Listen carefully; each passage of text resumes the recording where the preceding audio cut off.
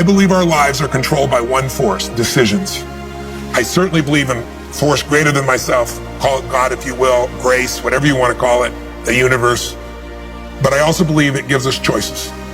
And the decisions we make control us much more than the conditions we meet. It's not the conditions, it's your decisions.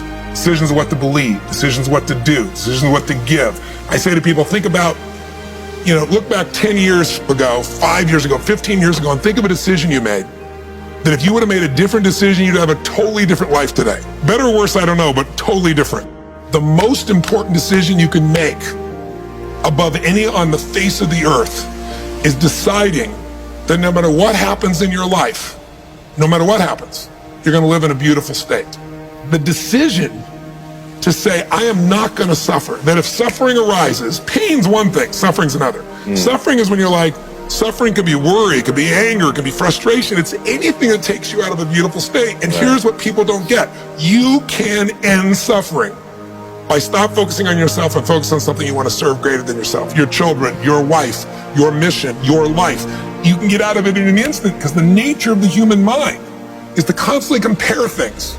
Your mind, your brain is a 2 million year old device, and it is not designed to make you happy. It's designed to make you, it's designed to make you survive. Right. And that's why it's always looking for what's wrong. But it used to be what's wrong is saber-toothed tiger so I can protect myself. Now people are worried about what people think about them, or do they have enough money?